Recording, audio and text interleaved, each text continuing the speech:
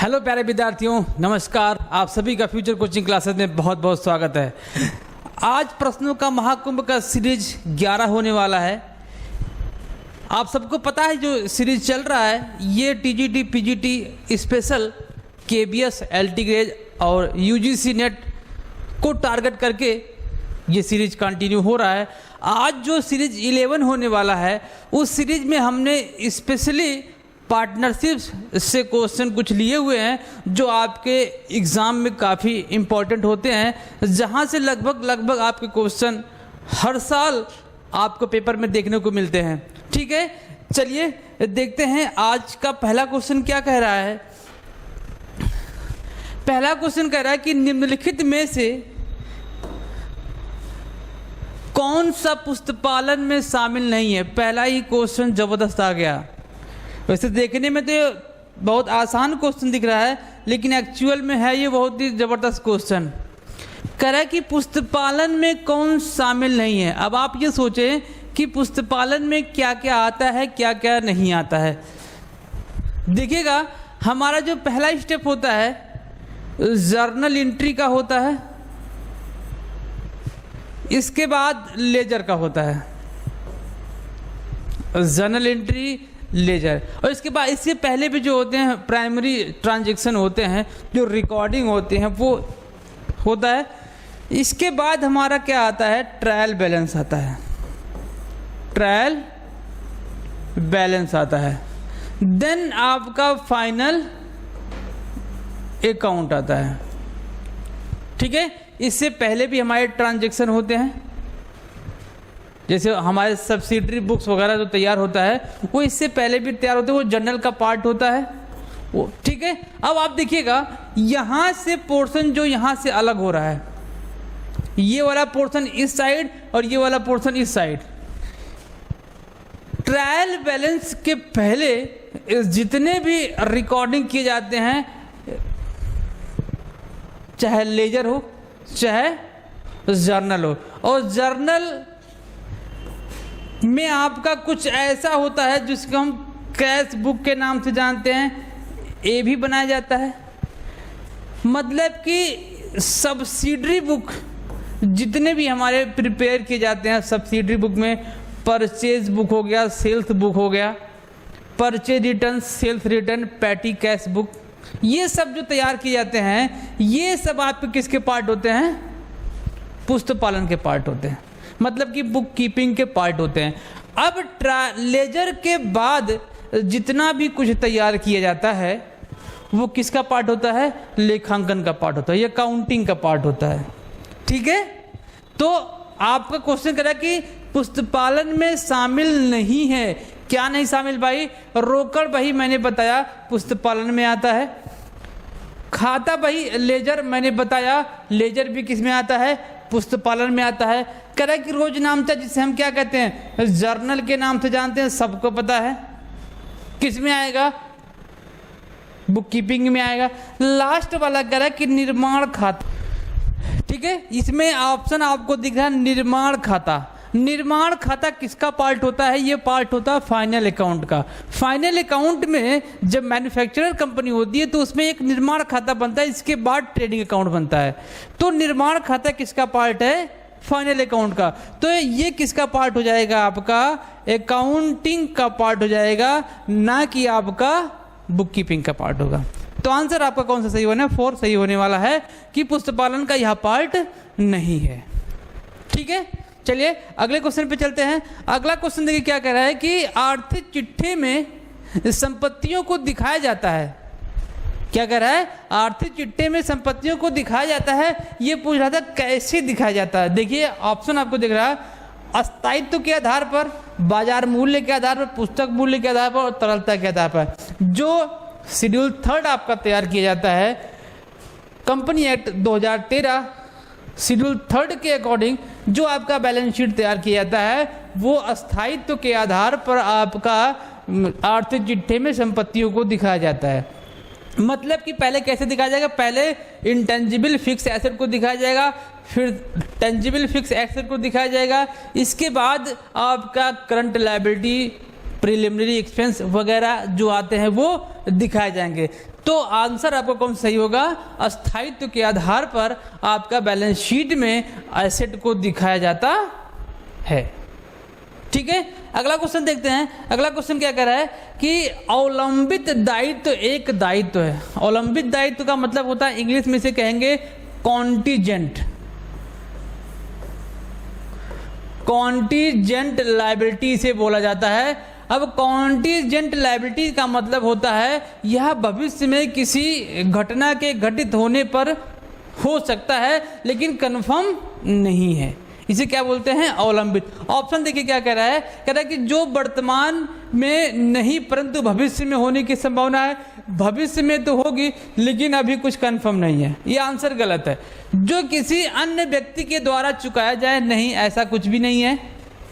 Contingent liability किसी अन्य व्यक्ति के द्वारा नहीं चुकाया जाता, पेमेंट किया जाता है, वो पेमेंट कंपनी के द्वारा ही किया जाता है। जिसका होना या ना होना भविष्य के किसी घटना पर निर्भर करता है। ये ऑप्शन आपका थर्ड सही होने वाला है कि जिसका होना या ना होना किसी घटना के घटित होने पर ही डिपेंड करता है। उसे क्या बोलते हैं? अवलंबित दायित्व बोलते हैं, मतलब कि कॉन्टीजेंट लायबिलिटी बोला जाता है। और इसे बैलेंस शीट के लायबिलिटी साइड में इसको दिखाया जाता है। ठीक है, नेक्स्ट देखिएगा। नेक्स्ट क्या कह रहा है कि क्षतिपूरक अशुद्धियां मिलान को प्रभावित करती हैं। क्षतिपूरक, पहले ये तो देख लो कि क्षतिपूरक अशुद्धियां होता है कैसे, क्या बोलते हैं? कंपनसेटरी एरर बोलते हैं। कंपनसेटरी एरर बोला जाता है। ये होता है क्या भाई? ये ऐसी गलती होती है जो हमेशा नहीं होती है, कभी कभार हो जाती है। लेकिन कैसे, देखिएगा, ये ऐसी गलती है, सपोज डेबिट में देखिए क्या होता है कि किसी गलती के होने से और दोबारा एक गलती हो जाने की वजह से पहली गलती का पता ना चले, वो क्या कहलाता है? कंपनसेटरी क्षतिपूरक अशुद्धियां कहलाती है। मतलब कि एक गलती होने से दूसरी गलती क्या हो जाए? छिप जाए, वो क्या हो जाएगा? कंपनसेटरी क्षतिपूरक अशुद्धियां कहते हैं। जिससे क्या होगा? ना तो ट्रायल बैलेंस प्रभावित होगा, ना तो फाइनल अकाउंट, कुछ भी प्रभावित नहीं। क्यों? क्योंकि एक गलती की वजह से दूसरी गलती क्या हो गई है? छिप गई है। इसीलिए ये किसी को भी प्रभावित नहीं करेगा। देखिएगा, तलपट को नहीं प्रभावित करेगा, आर्थिक चिट्ठी को नहीं प्रभावित करेगा, लाभ हानि को नहीं प्रभावित करेगा। मतलब कि इनमें से कोई नहीं आपका ऑप्शन सही है। क्षतिपूरक अशुद्धियों से क्या होता है कि जो गलती होगी उससे कोई भी अकाउंट प्रभावित नहीं होगा। ठीक है, नेक्स्ट क्वेश्चन देखिए। नेक्स्ट क्वेश्चन कह रहा है कि यदि प्रत्येक माह के प्रारंभ में, बड़ा ही जबरदस्त क्वेश्चन दिखेगा, यहां दिखेगा ये वाला पोर्शन। प्रत्येक माह के प्रारंभ में साझेदार द्वारा आहरण किया जाता है तो ब्याज की गणना सामान्यतः के लिए संपूर्ण राशि जो वार्षिक है पर की जाती है। आपसे ये पूछ रहा है कि यदि किसी पार्टनरशिप लेते किसी साझेदार के द्वारा एवरी मंथ के स्टार्टिंग में क्या किया जाए? सेम अमाउंट विड्रॉल किया जाए एज ए ड्राइंग। ये पूछ रहा है कि उसका जो वार्षिक निकाला जाएगा, कैलकुलेशन किया जाएगा ब्याज के लिए, संपूर्ण राशि पर कितने महीने के लिए निकाला जाएगा। ये बड़ा ही पेचीदा मामला होता है, बड़ा ही इधर उधर हो जाता है, क्योंकि इसमें भूल जाते हैं लोग। कैसे, देखिएगा, कभी कभी 6 से मल्टीप्लाई होता है, कभी कभी 5.5 से मल्टीप्लाई होता है, एंड कभी कभी 6.5 से। ये कंफ्यूजन रहता है कब किससे होगा। कंफ्यूजन ये रहता है कब किससे होगा। आज मैं इस कंफ्यूजन को ही दूर कर देता हूं। कैसे, देखिएगा, एक फॉर्मूला लगाएंगे हम और फॉर्मूले के द्वारा हम मंथ को निकालेंगे, कितने मंथ से कैलकुलेशन होगा। देखिए क्या कर रहा है कि ये प्रत्येक माह के प्रारंभ में, सपोज ईयर स्टार्ट हो रहा है आपका 1 अप्रैल, 1 अप्रैल हो रहा है, स्टार्टिंग हो रहा है, तो 1 अप्रैल को निकाल लेगा ड्राइंग कर लेगा 1 अप्रैल को। 1 अप्रैल के बाद कितना महीना बचेगा साल भर में? यहाँ से कहाँ तक चलेंगे? 31 मार्च को क्या होगा? अकाउंटिंग पीरियड खत्म होगा। 1 अप्रैल को निकाल रहा है तो 1 अप्रैल से 31 मार्च कितना दिन बचेगा भैया? कितना दिन बचेगा? कितना महीना बचेगा? पूरा 12 महीने बचेगा। पूरा 12 महीने बचेगा। अब जाइए यहाँ पर एक निकाल लिया, प्लस का सिंबल लगाएंगे, लगा दिया। इसके बाद कब निकालेगा? अप्रैल में निकालेगा, फिर 1 मई को निकालेगा, यहाँ नहीं देखेंगे, फिर लास्ट वाला देखेंगे। लास्ट वाला कब निकालेगा? 1 मार्च को निकालेगा। 1 मार्च को निकालेगा ना, नेक्स्ट ईयर में 1 मार्च को निकालेगा। 1 मार्च के बाद फिर कितना महीने बचेगा? 31 मार्च तक जाएंगे, 1 महीना बचेगा। इसको डिवाइड कर देंगे कितने से? 2 से। अब देखिए 12 1 13 हो जाएगा।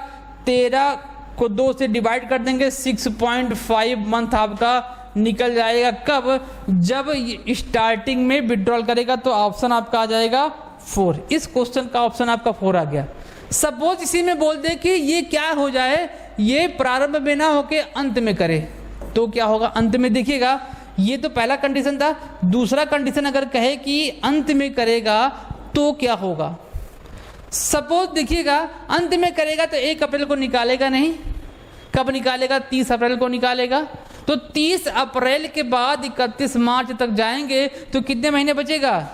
11 महीने बचेगा। इसके बाद फिर कब निकालेगा? लास्ट में 31 मार्च को निकालेगा। 31 मार्च के बाद आपका महीना बचेगा?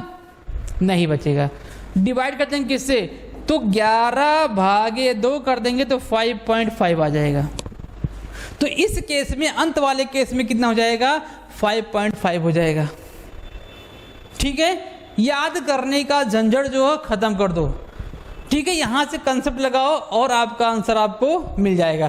ठीक है, अगर कहे बीच में किसी महीने के, हर महीने के बीच में निकालता है तो कुछ नहीं सोचना है। बीच में के लिए क्या हो जाएगा? 6 से गुणा करा देंगे, मल्टीप्लाई 6 से करा देंगे। ठीक है, चलिए अगले क्वेश्चन पे चलते हैं।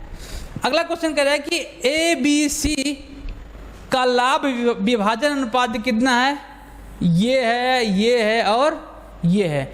अनुपात है A के सेवानिवृत्त होने पर शेष साझेदारों का अनुपात होगा। ये आपसे पूछ रहा है कि A रिटायरमेंट हो रहा है और देखिएगा A का कितना है? 1/2 है। B का कितना है? 1/5 है और C का कितना है? 1/10 है। ये रेशियो है। रेशियो को हम इसको बराबर कर सकते हैं। 1/2 रेशियो 1/5 रेशियो 1/10। हम क्या करते हैं? हम 10 LCM ले लेंगे। क्या ले लेंगे? 10 LCM ले लेंगे तो कितनी बार जाएगा? 5 टाइम। ये कितनी बार जाएगा? यहाँ से 5 टाइम, जो 5 टाइम को 1 से गुणा करेंगे तो 5 आ जाएगा। रेशियो यहाँ से कितनी बार जाएगा? 2। यहाँ से कितनी बार जाएगा? 1। तो कितना हो गया? रेशियो कितना बन गया? 5:1 का रेशियो बना। अब कह रहा है कि A रिटायर हो रहा है। अब A अगर रिटायर हो रहा है तो जो जाएगा उसको यहाँ से क्रॉस कर देंगे, जो चला गया उसको यहाँ से क्रॉस करेंगे। शेष बचा हुआ क्या हो जाएगा? आपका न्यू रेशियो हो जाएगा। तो ऑप्शन आपका 4 सही है, 2:1। ठीक है, इस केस में जब ऐसा कुछ हो तो क्या करते हैं? जो जाता है उसको खत्म कर देते हैं। बचे हुए जो रेशियो हैं वो हमारे क्या हो जाएंगे? न्यू रेशियो हो जाएंगे शेष साझेदारों का।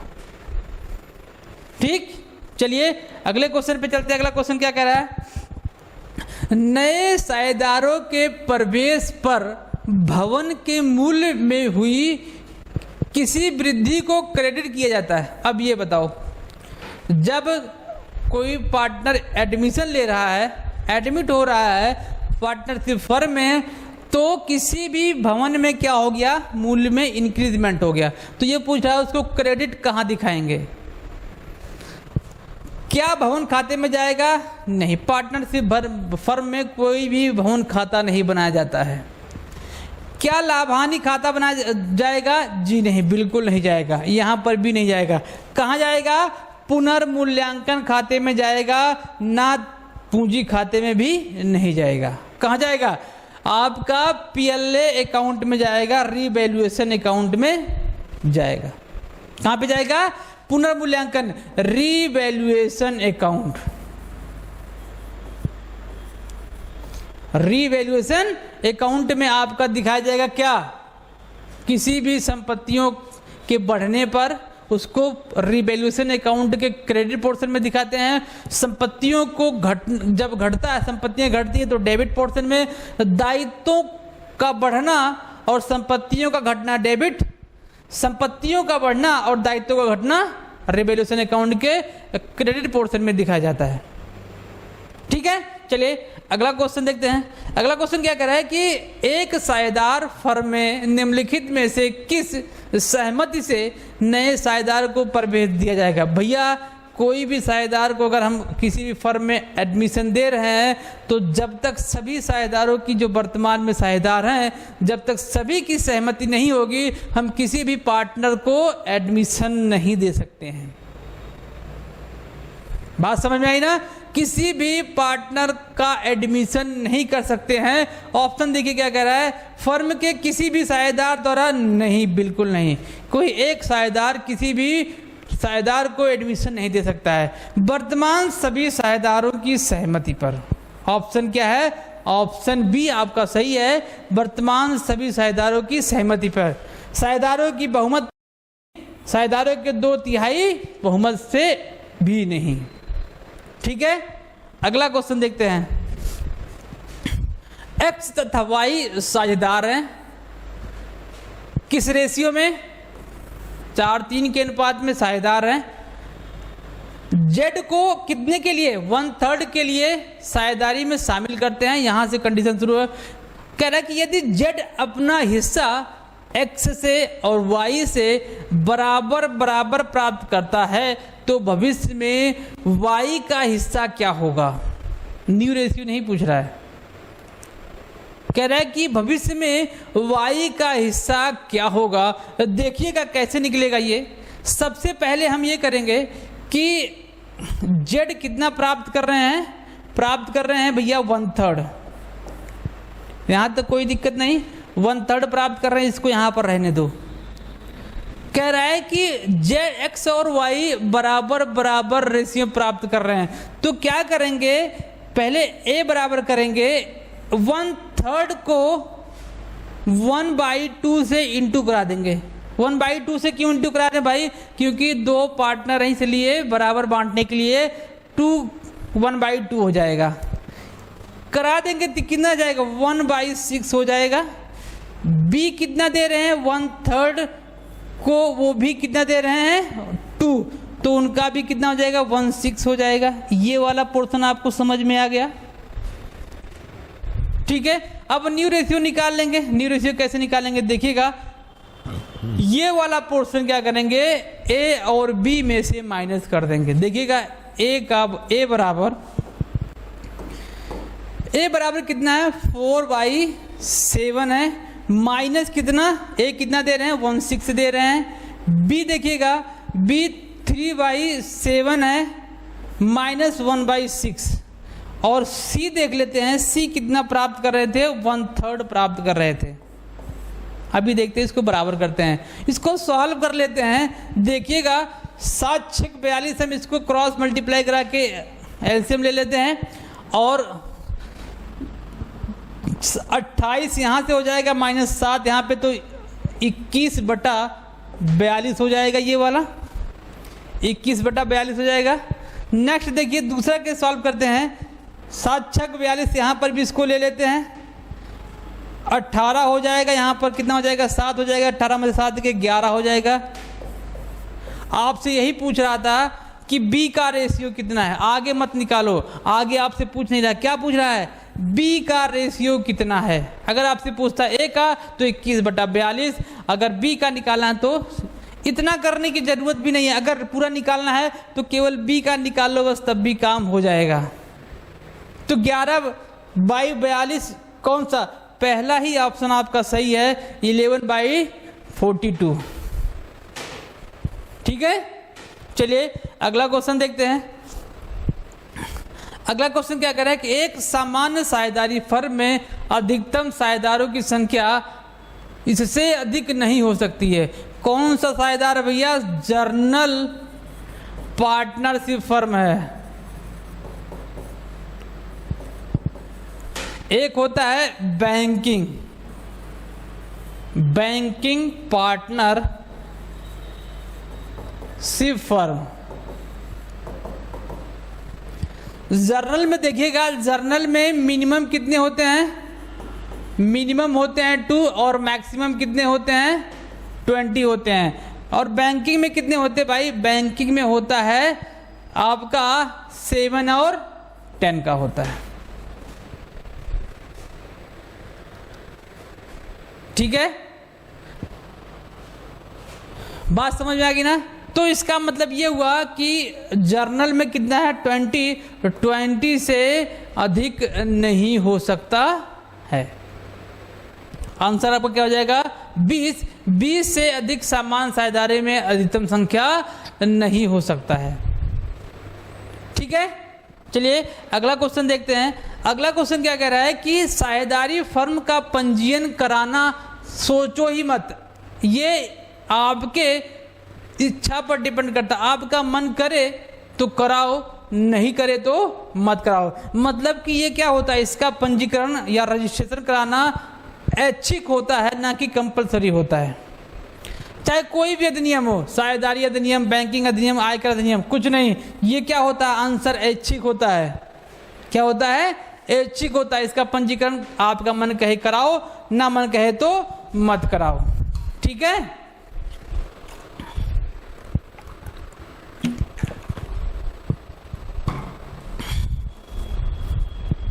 नेक्स्ट क्वेश्चन चलते हैं। ए बी एक फर्म में साझेदार हैं। उन्होंने सी को भावी लाभ 1/4 हिस्से के लिए, मतलब 1/3 के लिए फर्म में साझेदार बनाया। साझेदार का नया लाभांश अनुपात क्या होगा? बड़ा ही आसान क्वेश्चन है, बहुत आसानी से निकल जाएगा। ऐसे क्वेश्चन हमने कई बार सीखा है, पिछले क्लास में भी हमने सीखा था कैसे निकाला जाता है। सबसे पहले क्या करेंगे? Total profit of the firm निकाल लेंगे। कितना मान लेंगे इसको? 1 रुपीज़ मान लेंगे। देन क्या करेंगे? 1 रुपीज़ में से उसका पार्ट माइनस कर देंगे तो 3/4 हो जाएगा। अब ए का निकाल लेंगे। ए का रेशियो कितना है? ऐसा कुछ नहीं दे रहा, साझेदार है, रेशियो नहीं बता रहा। इसका मतलब क्या हो जाएगा? 1/1 हो जाएगा, इक्वल हो जाएगा, क्योंकि यहाँ पर ए बी का रेशियो नहीं बताया किस रेशियो बांट रहा है। जब आपको मैंने बताया था, जब पार्टनरशिप डीड साइलेंट हो तो पार्टनरशिप का रेशियो इक्वल होता है।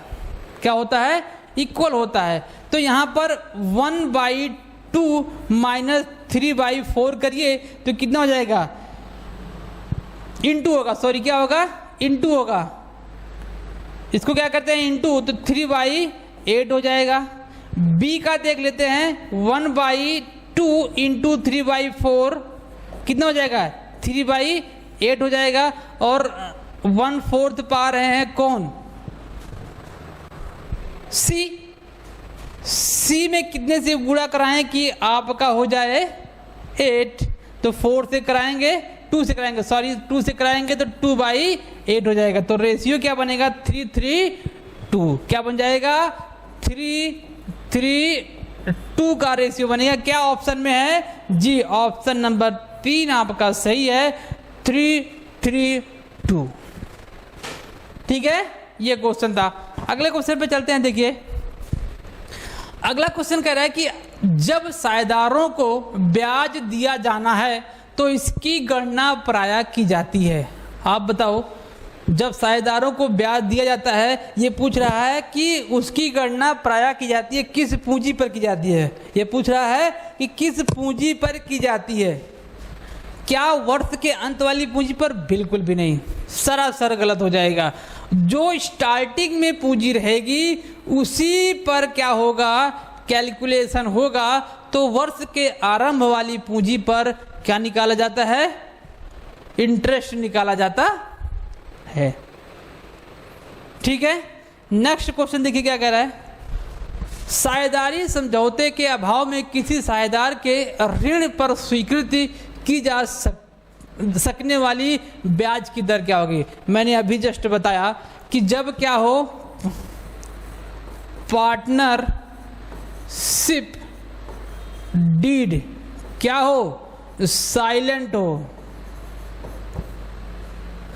तब उसको क्या क्या नहीं मिलता है। देखिएगा यहां पर क्या कर रहा है कि इंटरेस्ट ऑन लोन पर कितना परसेंट रेट होगा ये पूछ रहा है। देखिए जब डीड साइलेंट होगा तो उसको क्या क्या नहीं मिलेगा, कुछ भी नहीं मिलेगा मेरे भाई। क्या होगा, कुछ भी नहीं मिलेगा। ना तो उसको इंटरेस्ट ऑन ड्राइंग मिलेगा, पहला नोट करते रहिएगा। दूसरा, ना तो उसको इंटरेस्ट ऑन कैपिटल मिलेगा। तीसरा, ना तो उसको सैलरी मिलेगी। चौथा, ना तो उसको कमीशन मिलेगा। ठीक है। और जब इंटरेस्ट ऑन ड्राइंग नहीं मिलेगा, इंटरेस्ट ऑन कैपिटल नहीं मिलेगा पार्टनरशिप डीड साइलेंट होने पर, तो परसेंटेज की बात ही नहीं करेगा, परसेंटेज की बात ही नहीं करेगा। लेकिन यहां पर क्या कर रहा है कि इंटरेस्ट ऑन लोन है। क्या है, इंटरेस्ट ऑन लोन है। जब ऐसा कंडीशन आएगा तो इंटरेस्ट ऑन लोन पर कितना परसेंट होगा, 6% होगा। क्या होगा, 6% होगा। और देखिएगा जब बोल दे पार्टनरशिप डीड में ये बोल दे कि इंटरेस्ट ऑन कैपिटल एंड पर ब्याज दिया जाएगा, लेकिन क्या हो, रेट ना दिया हो। डीड में है कि ब्याज दिया जाएगा किस पर, इंटरेस्ट ऑन कैपिटल, लेकिन क्या हो, इंटरेस्ट का रेट साइलेंट हो, तो वो भी कितना परसेंट होगा, 6% होगा। तो आंसर आपका कितना हो जाएगा, 6% पर एनम हो जाएगा। 6% पर एनम आपका आंसर हो जाएगा पर इंटरेस्ट ऑन लोन पर। ठीक, नेक्स्ट देखिएगा क्या कह रहा है कि ए और बी दो एक के रेशियो में साझेदार हैं। सी को 1/4 के लिए प्रवेश देते हैं, अपने हिस्से की ख्याति के लिए कितना लाता है, 3000 रुपये डालता है, तो फर्म की ख्याति का कुल मूल्य होगा। ये देखिए क्वेश्चन फिर से आ गया। सी 1/4 के लिए आ रहे हैं, वो अपना गुडविल कितना लेके आ रहे हैं, 3000 रुपये लेके आ रहे हैं। हमसे पूछ रहा है कि ये बताओ भाई कि total goodwill of the firm कितना होगा। मतलब कि क्या निकालने के लिए कोई भी हमको हिंट नहीं दिया है, तो कौन सा गुडविल हो जाएगा, हिडन गुडविल हो जाएगा। ये मान के चलिए आप, कुछ नहीं करना है, 1 सेकंड भी नहीं लगना है। जितना वो न्यू पार्टनर लेके आएगा गुडविल, उसको लिखेंगे, और उसका जो रेशियो होगा जितने पार्ट के लिए आएगा उसको उल्टा कर देंगे पकड़ के, तो 4 कितना हो जाएगा, 1 हो जाएगा। उसको पकड़ो और ऐसे उल्टा कर दो तो उल्टा हो जाएगा 4/1। तो यहाँ से इसको काटेंगे तो कटेगा नहीं, इसको मल्टीप्लाई कर देंगे, 4 3 12, तो 12,000 रुपये आपका टोटल फर्म की गुडविल हो जाएगी। तो आंसर कितना हो जाएगा, 12,000 रुपये आपका आंसर आ जाएगा। ठीक है, चलिए अगले क्वेश्चन पे चलते हैं। अगला क्वेश्चन क्या कह रहा है भाई, बहुत लंबा क्वेश्चन दिख रहा है, नहीं ऐसा कुछ नहीं। किसी साझेदारी फर्म में अधिकतम साझेदारों की संख्या का प्रावधान निम्न में से किस अधिनियम के अंतर्गत डिसाइड किया जाता है। देखिए ये भी क्वेश्चन प्यारा सा क्वेश्चन आ गया। आज का जो आपका महाकुंभ का सीरीज है वो आपके फंडामेंटल ऑफ पार्टनर और एडमिशन ऑफ पार्टनर से जितने क्वेश्चन बनने की संभावना होती है, जितने टाइप से बनने की संभावना होती है, आज मैंने उस टाइप को लिया है। सेम टाइप से हर बार आपके क्वेश्चन पूछे जाते हैं। इससे ज्यादा अलग क्वेश्चन आपको मिलेगा भी नहीं किसी भी एग्जाम, चाहे टीजीटी पीजीटी हो या फिर आपका केवीएस का हो, एलटी ग्रेड का हो। अगर पार्टनरशिप से क्वेश्चन पूछेगा तो जो आज का सीरीज है उसी से ही, उसी टाइप के ही क्वेश्चन, वैसे ही क्वेश्चन आपसे पूछे जाएंगे। ठीक है, तो ये क्वेश्चन आपसे पूछ रहा है कि जो पार्टनरशिप फर्म में पार्टनर का जो मैक्सिमम नंबर ऑफ पार्टनर होते हैं वो किस एक्ट के तहत डिसाइड होते हैं। अगर आप सोचें तो मोर देन लोग क्या लगाएंगे, जब पार्टनरशिप फर्म है तो हो सकता है कि उसका जो मैक्सिमम पार्टनर है वो साझेदारी अधिनियम से निकल के आए, पार्टनरशिप एक्ट 1932। लेकिन ये क्या है, सरासर गलत है। क्या है ये, सरासर गलत है, बिल्कुल भी ऐसा कुछ भी नहीं है। जो पार्टनरशिप फर्म में साझेदारों की संख्या को बताता है वो कौन बताता है, कंपनी अधिनियम बताता है। कंपनी अधिनियम 1956 बताता है कि जो पार्टनरशिप फर्म में संख्या का अधिकतम होगा वो कहां से निकल के आएगा, 1956 से निकल के आएगा। कौन सा एक्ट, कंपनी एक्ट। ठीक, चलिए अगले क्वेश्चन पे चलते हैं। अगला क्वेश्चन क्या कह रहा है कि साझेदारों द्वारा किए गए आहरण पर ब्याज की गणना हेतु निम्नलिखित विधि का प्रयोग किया जाता है। इंटरेस्ट ऑन ड्राइंग निकालने की बात कर रहा है। इंटरेस्ट ऑन ड्राइंग निकालने की मेथड को पूछ रहा था, इसमें से कौन से मेथड को अप्लाई किया जाता है। लागत विधि नहीं होती है, पूर्ति विधि नहीं होती है, कौन सी विधि होती है, गुणनफल विधि होती है, और एक विधि और होती है साधारण मेथड।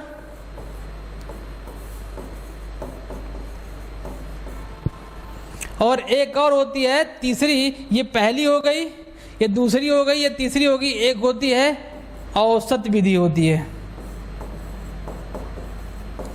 इन तीन विधियों से इंटरेस्ट ऑन ड्राइंग का कैलकुलेशन होता है। तो ऑप्शन आपका कौन सा सही है, तीसरा गुणनफल विधि। नेक्स्ट क्वेश्चन देखते हैं क्या कह रहा है। ए बी सी एक फर्म में साझेदार हैं जिसका अनुपात क्या है, 5:3:2 का है। डी को साझेदारी फर्म में प्रवेश के उपरांत उनके त्याग का अनुपात होगा। क्या पूछ रहा भाई, सैक्रिफाइस रेशियो पूछ रहा है। कौन सा पूछ रहा है, सैक्रिफाइस रेशियो आपसे पूछ रहा है। कब, जब डी प्रवेश करेगा उस समय क्या होगा, उसका रेशियो क्या होगा। अब आप क्वेश्चन में देखिए, क्वेश्चन में थोड़ा सा कुछ ऐसा लग रहा है कि कुछ क्वेश्चन अधूरा अधूरा लग रहा है, क्वेश्चन कंप्लीट नहीं दिख रहा ना। क्यों, क्योंकि ये नहीं बता रहा है कि डी जो आ रहा है वो कितने पार्ट के लिए आ रहा है। डी जो आ रहा है वो कितने पार्ट के लिए आ रहा है, कितने भाग के लिए आ रहा है, ये नहीं बता रहा है। तो ऐसे केसेस में क्या होगा, जो पुराने साझेदारों का रेशियो होगा, ओल्ड रेशियो होगा, वही रेशियो क्या हो जाता है, सैक्रिफाइस रेशियो हो जाता है। तो आंसर 5:3:2 का, यानी चौथा ऑप्शन आपका सही है, 5:3:2। कौन सा ऑप्शन सही है, 5:3:2 is a sacrifice ratio.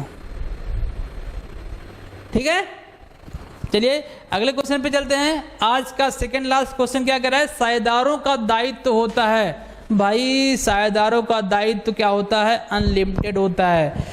Partnership firm में जितने भी लायबिलिटी होंगे, पार्टनर के व्यक्तिगत पर्सनल संपत्तियों से उसका पेमेंट किया जा सकता है। पार्टनरशिप फर्म में यदि लायबिलिटी को पेमेंट करने के लिए पैसे नहीं बचते हैं, कैपिटल नहीं होता है, तो क्या करते हैं, पार्टनर के पर्सनल एसेट से उसकी भरपाई की जाती है। तो ये क्या होता है, यहाँ पर पार्टनर के लायबिलिटीज जो होते हैं अनलिमिटेड होते हैं। ठीक है, चलिए एक क्वेश्चन और देखते हैं क्या कह रहा है। पूंजी खाता किस दशा में, ये दशा है, क्या है, किस दिशा में नहीं, क्या है भैया, ये किस दशा में बनाया जाता है। पूंजी खाता केवल और केवल कब बनाया जाता है, साझेदारी व्यवसाय के संबंध में बनाया जाता है।